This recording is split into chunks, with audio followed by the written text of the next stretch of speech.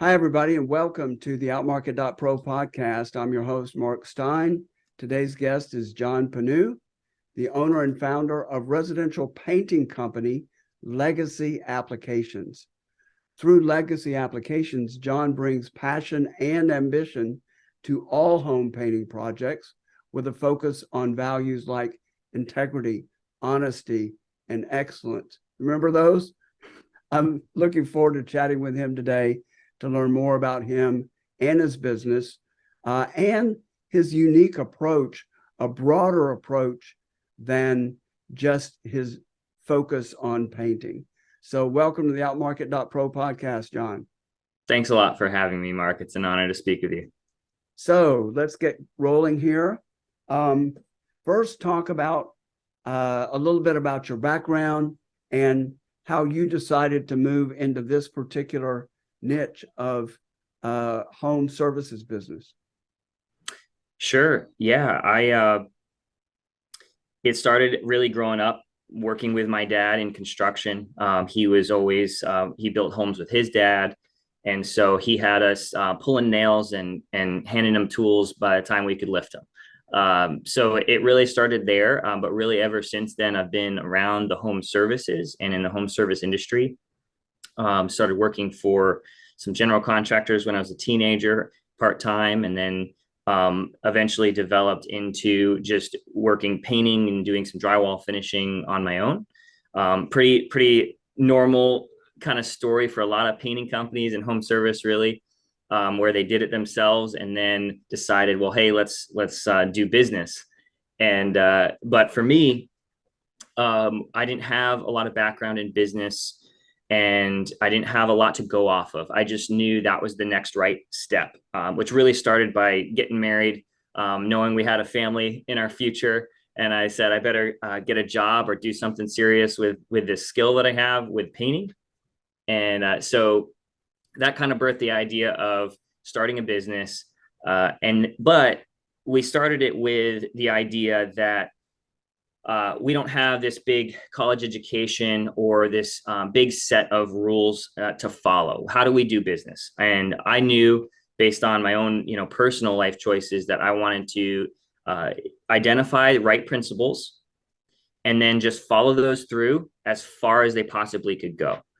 And so that was kind of the motivation of starting in business. And that was the beginning of 2020, same month my first daughter was born. And of course, the big COVID year as well.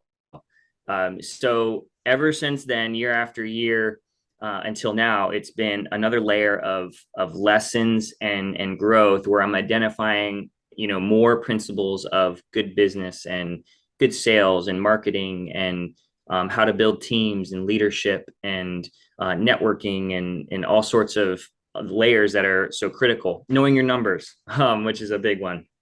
That's so critical in business. And so, yeah, it's just been a wild ride and a journey of a lot of lessons and a lot more to come, I'm sure. Let's focus on probably the most core aspect of this business, and that's the painting itself. Mm-hmm. And I love interior painting. Exterior too, I've stained my house in the country 3 different times. I spent a summer staining a deck. I've got 1,000 in my home in Indiana. I've got 1,000 square feet of house and 1,200 square feet of deck. Ooh. And I remember one summer, just me staining that deck. Man. But anyway, I love painting, and the next best thing to it for me is mowing. It's about that sense of accomplishment. Mm-hmm. It's about seeing this fresh coat go on.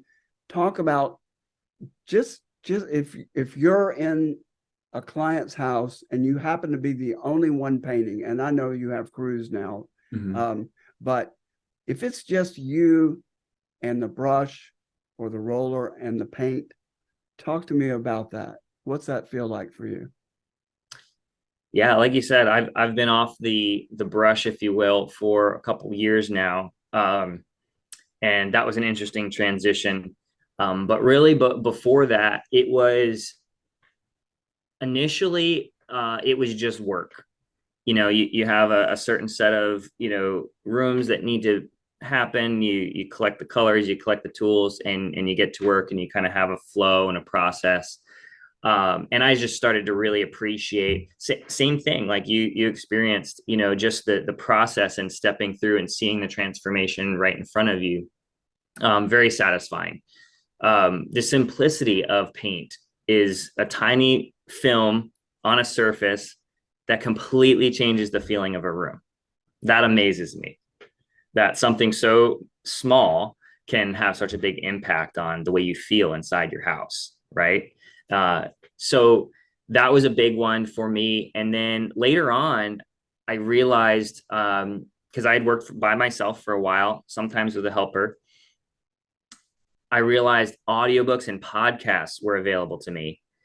And then it started getting into where you just get into the flow of painting. And I was able to just absorb all this information and grow and learn while I was painting. So it enhanced it even more because you have just this flow of painting and doing each project that you could get into that zone and just really enjoy the work, but also learn and grow at the same time. And so that really, enhanced the work a ton, for me. But I've always appreciated painting, especially when you get higher level into fine finishes where you're doing like sprayed cabinet finishes, or once I started doing spray work on even baseboards and doors, just such beautiful, smooth, even finishes that look like they come from the factory that you're able to produce in someone's home. That kind of just takes that to the next level and really brings a lot of satisfaction into what you can produce and how beautiful it really looks. So yeah, there's been a lot of layers that I've enjoyed of painting, but that's a few of them. Very good. Yeah, it's one of those pursuits that's definitely both an art and a science. And the science of it, Totally. it's amazing how much that science changes. Yep. I especially learned that with outdoor stains, and the progression from oil-based stains to latex stains. Here's one more question about just the experience, and that's getting the right music. When you're tired of listening to a podcast and your brain is too full, Yep. going for the right music. Yeah. So I have two options: going for music and going for silence. Sometimes just being silent, being prayerful, meditating on a particular thought, that sometimes is exactly what I need. But then when I'm headed towards music, I have a very diverse set because I grew up as a musician, and so I appreciate music, good music for good music's sake.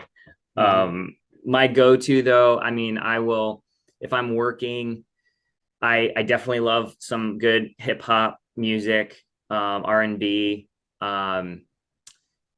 I jazz music is awesome, especially there's so many different types of jazz as well. But Dixieland jazz was big, for me. I played in a Dixieland jazz band actually as a drummer for a while.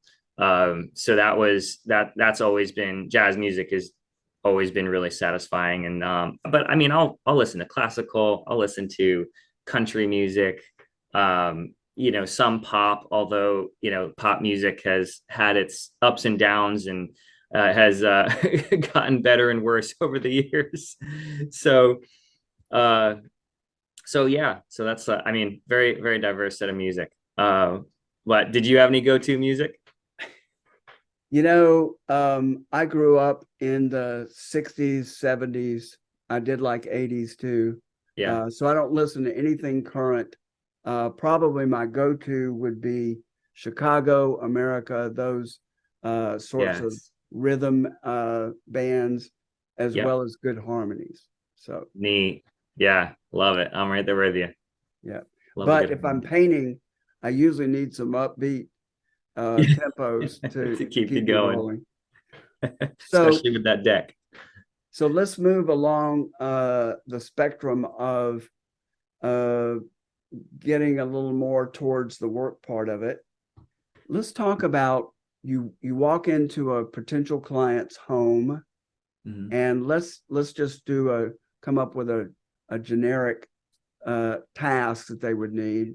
Let's say they need bedrooms, living room, kitchen repainted.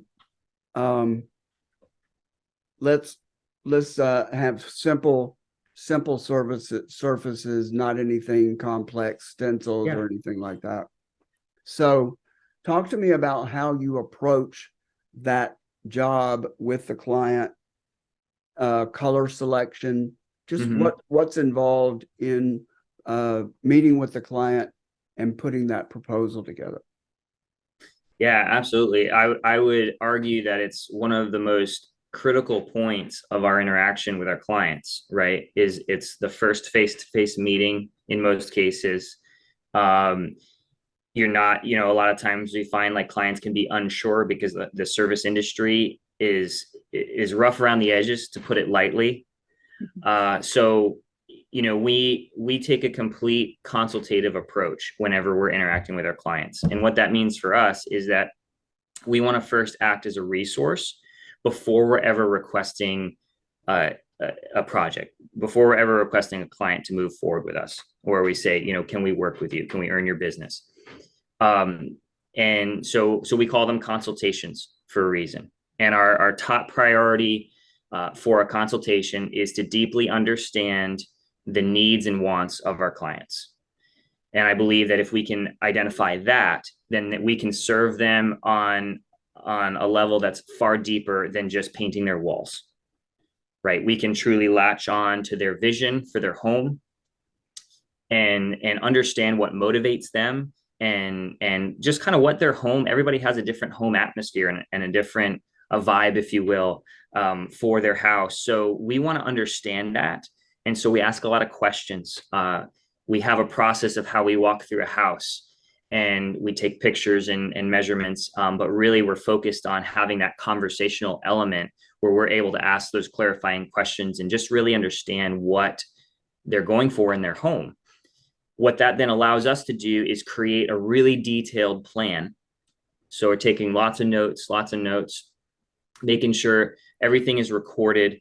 That way, if they are to move forward with our company, then we can pass all that detailed information down to our craftsmen who are going to be producing the work in the field. And that's critical because if they have a cat in the house that we never saw, but they mentioned it. Hey, I have a cat here. I don't want him to get out. Well, we want to put that in our craftsman's notes to make sure, hey, don't leave the door cracked open.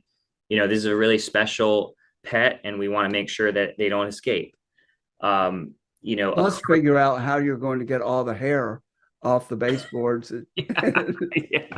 Keep the cat. Hopefully, the cat will stay hidden while they're painting. That way, Right. we don't have any streaks across the wall. So yeah, it's truly a consultative approach, and we're there to serve. We call them on the back end when we're kind of identifying our process of how we want to approach these conversations. We call it SERVE, and that's our acronym SERVE, and those all stand for a different stage of what we want to move through with every client, so that we're able to serve them fully and actually consult with them, give them expert recommendations on their home, and really just find out what they really need past getting paint on the wall. That's easy.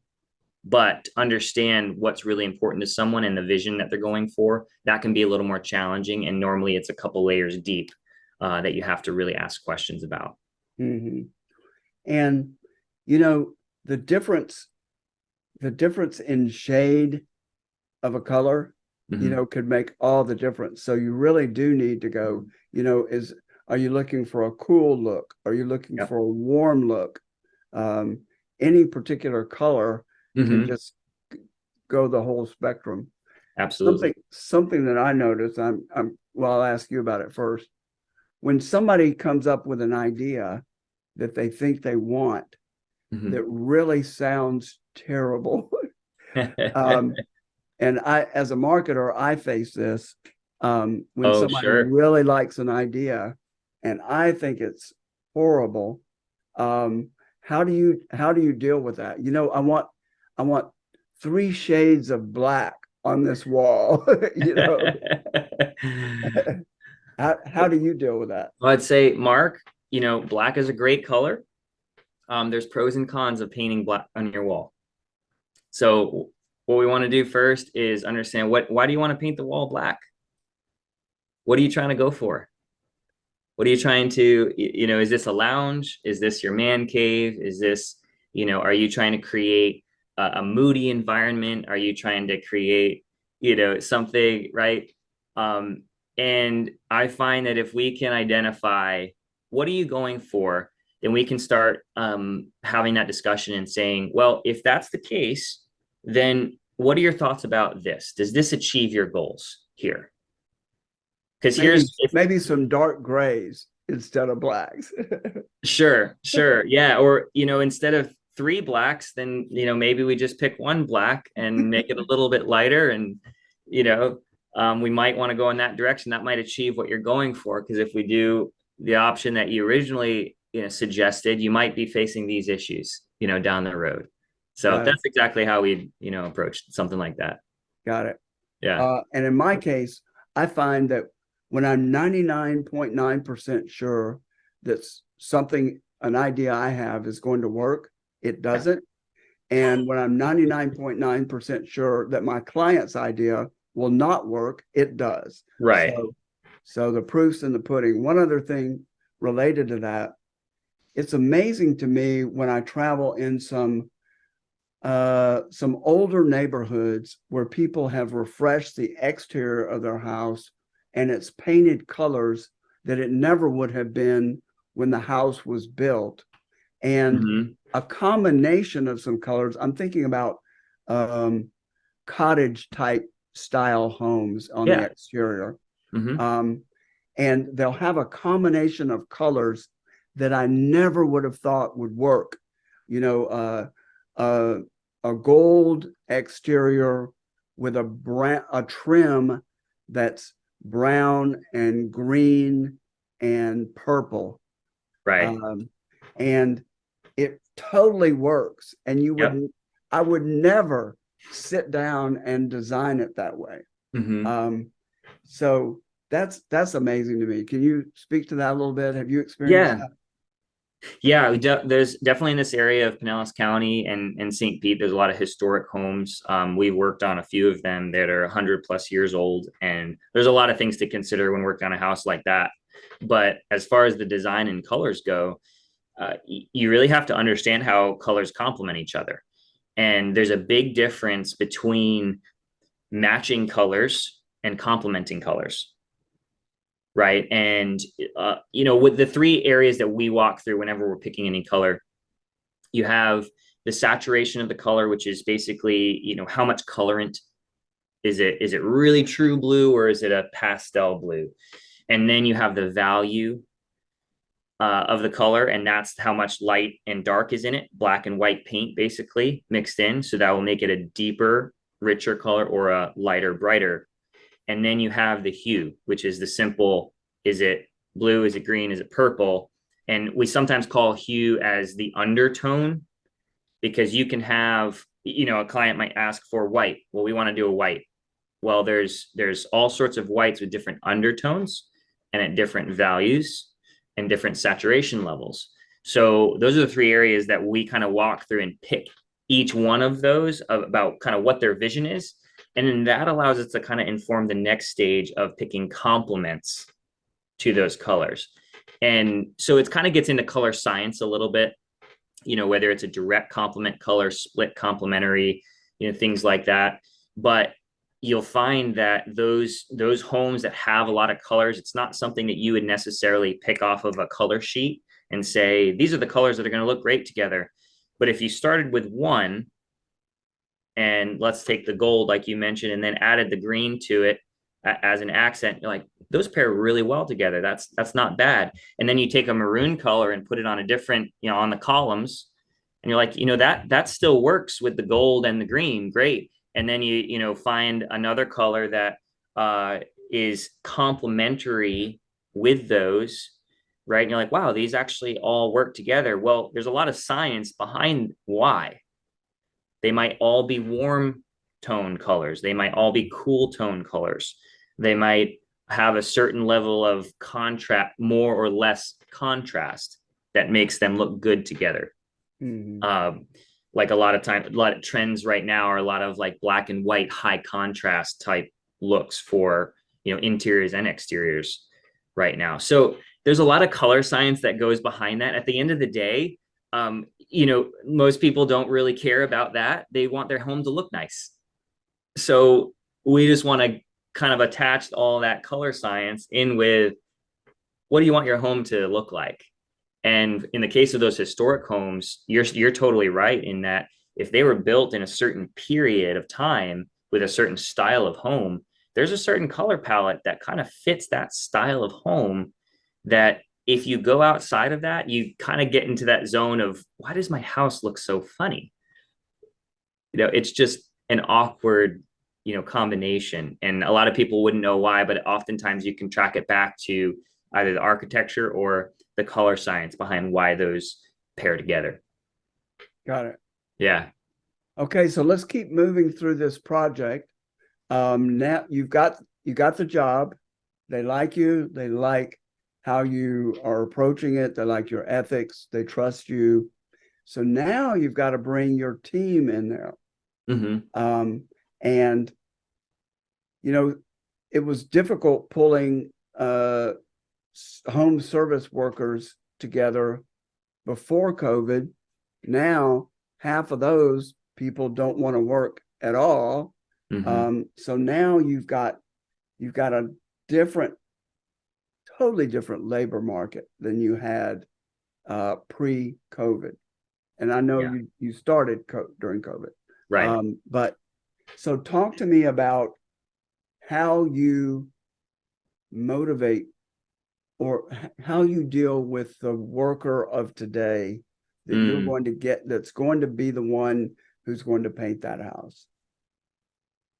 Yeah, that's definitely a big question that I know many, many businesses have in today's market. And everyone kind of has to approach it differently, but and in their context of what's going to work for that company.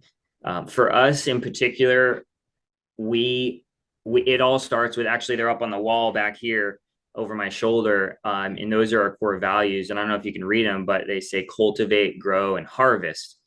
And those are just symbols, really, of what is the most important character traits inside our company.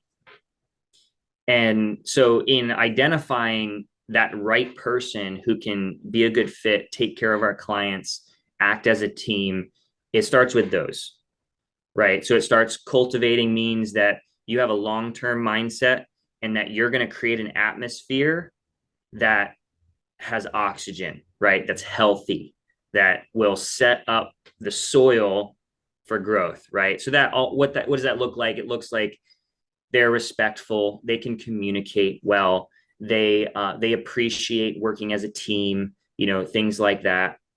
They're willing to receive feedback and growth opportunities.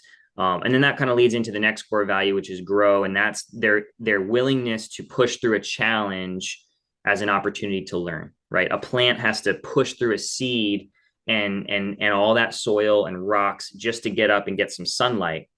Right, and then it's met with plants and animals and everything that wants to rob its growth, but it has to continue to push and push in order to grow. So that's the willingness to push through a challenge as an opportunity to learn. And then finally, harvest is, they want to do something that's meaningful, that has purpose, that has lasting impact. There's a whole lot of paint companies out there that are get in, get out as fast as possible, as cheap as possible. They don't care if paint gets on the floor or if the cat gets out or if they're disrespectful to the homeowner while they do it. They just want to get in, get out, get the project over with. So the people who are a good fit for our team are ones who will identify with those core values and harvest. And that one is that they want to do something that matters, not just get in, get out. So it starts there for us. But then if you can find someone who's a good fit, there's not a lot of good help within the painting industry, actually in the trades, there's this epidemic, if you will, of this generation exiting the industry, right? You have all of this older generation of painters who are retiring or getting out of the business or just stopping their work. And there's actually a big gap in the service industry where the only really experienced help are kind of, they're ready to stop working, right? And then so what's left is very unqualified, ones that wouldn't fit with our core values, right? So that left us with a decision that, well, if there's not a lot of good help, then that means we need to train good help. So we start by finding people of character that fit our core values. And then we've created apprenticeship programs where we have standard procedures and standard ways of doing our projects that we can train apprentices on. The old school apprenticeship model, right? Back in the day, you used to just get hired by a blacksmith and learn from him for a couple years, and then you do it yourself. And so it's that old school mentality of, let's train a younger generation that's ready and willing to work, and then give them the skill sets they need to be successful. So can I say that we've been massively successful in that so far, in building this huge, large team of apprentices? We haven't grown a large team. We're still on the very early stages of growing our team. So some of this is identifying, as the labor market shifts, is identifying where are these key people going to be hanging out, right? Because now we have to go find them, and they're a diamond in the rough, if you will, or they're just really hard to find, those 8 players. So it all starts though by kind of identifying who we are as a company, and then it kind of dog whistles, if you will, to those types of people. And so the team that we have so far is just exceptional. They're exceptional people who are respectful of just people in general. So I'm never concerned, any one of our craftsmen walking into a home, I'm never concerned that they're going to be disrespectful to a homeowner or their home, or do anything that's just unsightly or just wrong. I mean, there's so many horror stories that we hear from homeowners that I don't even want to get into, but but it all starts really with knowing what good character looks like and identifying that. Where are you finding these people? Yeah, mostly referral. Friends and family who know, those types of people will be friends with those types of people, right? So that's part of it, is just having that open door. We're always looking for people, even if we're not ready to hire right now. I have people on our list that when we are ready to grow to the next size of our team, then we'll be giving them a call as first priority because they fit our core values. So really a lot of times referrals, but if I'm talking to someone out and about, and for example, I was talking to this kid at Chipotle, right? He was working at Chipotle, and he is working 2 jobs. But I could just tell in talking with him that he was looking me in the eye, man. He was working hard, but he was happy to be there. Great attitude. And I think he worked for a landscape company as well. So you knew he was a hard worker. And you know what he said to me? He's like, I want to learn more, but they won't give me opportunity to learn. They won't let me get to that next stage. So that to me is that's a flag right away. This kid is on it. He wants to grow. He wants opportunity. He just needs the pathway to be able to flourish in.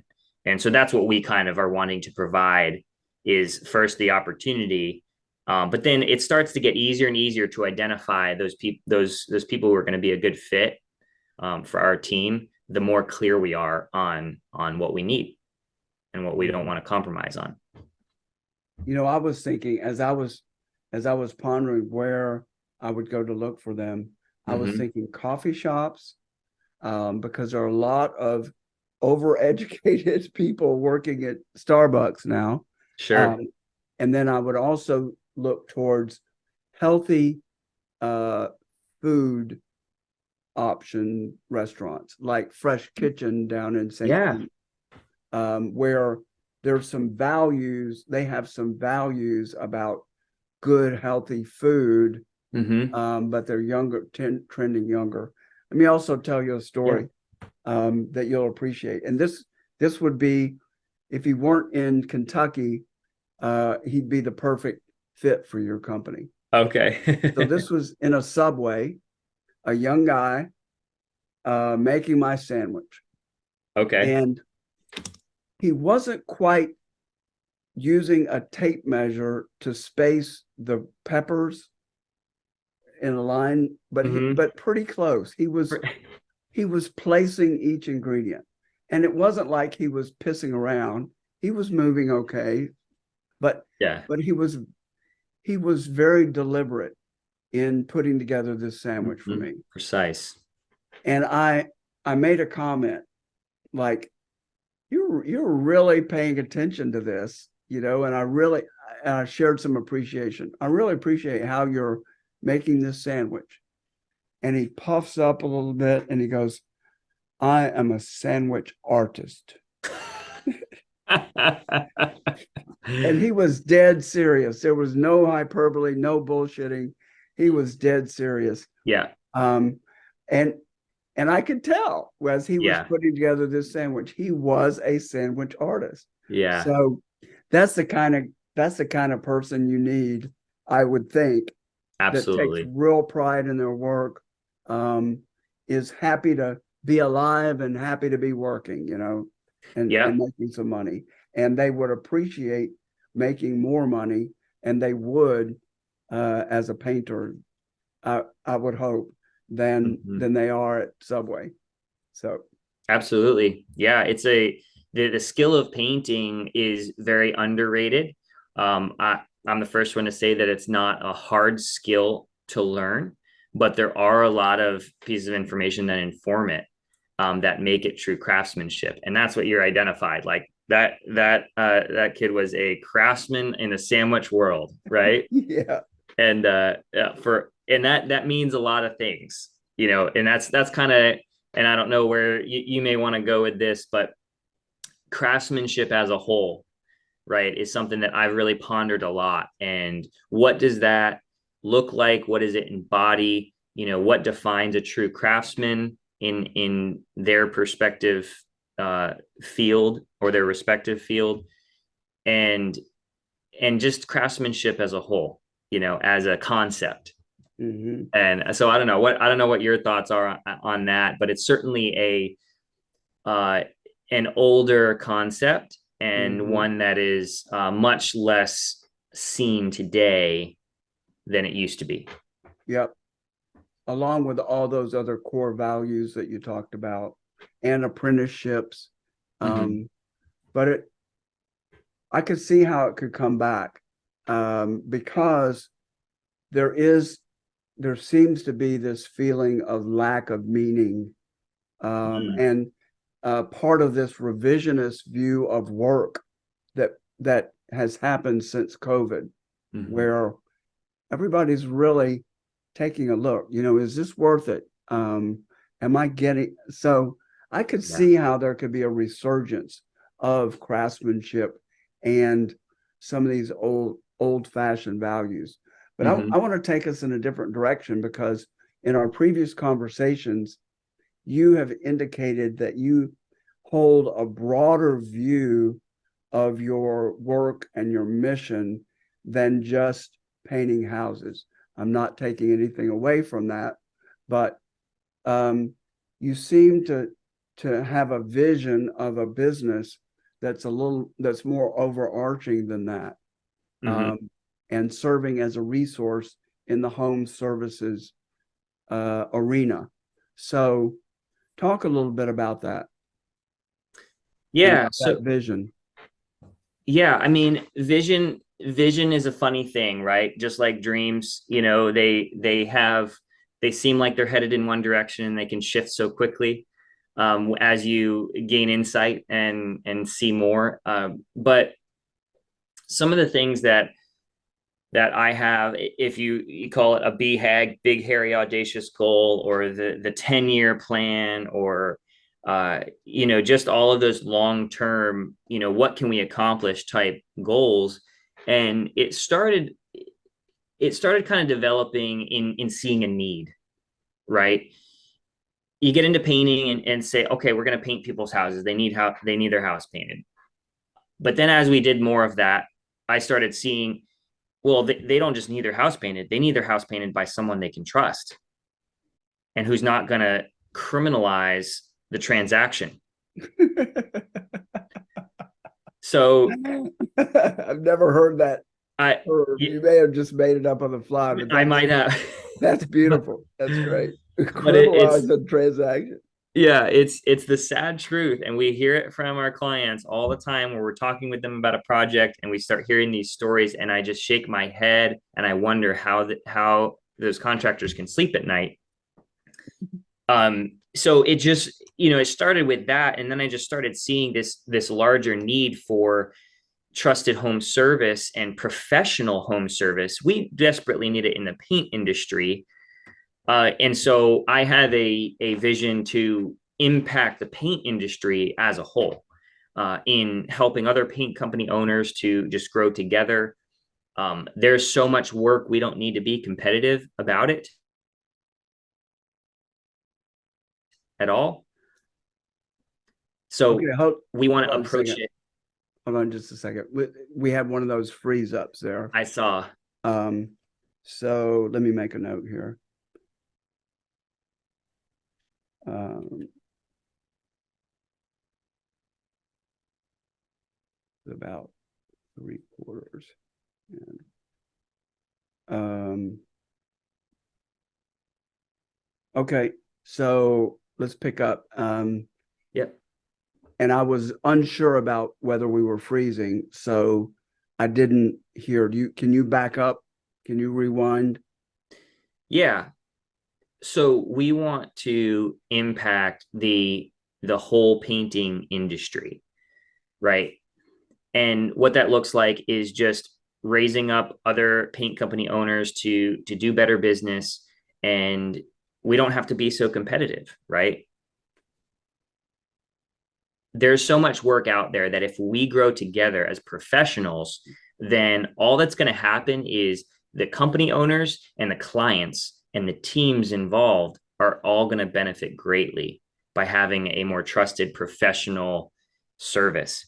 There's tons of layers that go into that, that we won't have time to get into right now, but uh, that's one stage of the vision, is really just doing well so that we can help others along and help them to grow as well, because we all benefit for that. Rising tide Raises all ships. Exactly right.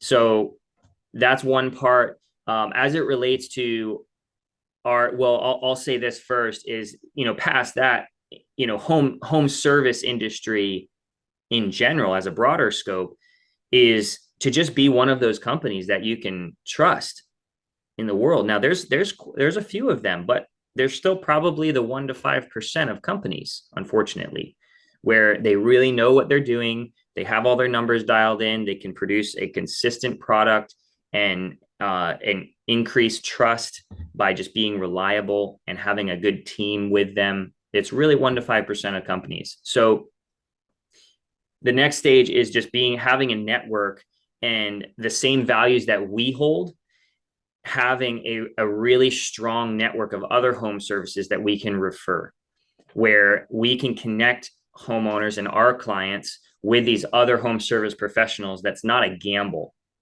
They will take great care of you. They will communicate. You're not going to go wrong whatsoever with this company. And we can verify that because we're so hardcore about what that looks like, what that professional, trustworthy company looks like.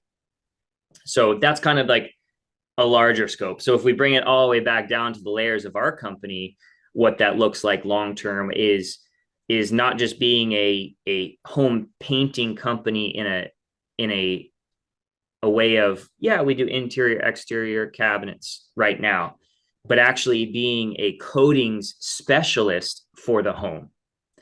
And that's the long term vision, is that a client could walk through our doors and say, I need something coated at my house.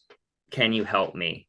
And we, with a smile, unhesitatingly say, yes. If it's a liquid that can be applied at the home, we're going to be able to help you with that project. So it could involve a lot of things. And that's where the vision can kind of, develop as we go, I'm sure, and to see how that turns. But there's a lot of opportunities in the residential market for liquid application where you're resurfacing something, you're changing something, kind of back full circle to what we started the conversation with, is the magic of a thin layer of a product applied correctly and appropriately can change the entire feel of the room, whether it's floors, the walls, the ceilings, the cabinets, the doors, the roof, the pavers, you know, so that's kind of as it relates to our company specifically. But did that kind of touch on some of the things that you were thinking of? Yeah, absolutely. And it seemed like a broader, more holistic approach than just even more so than just we want to be the best painting company or coatings company.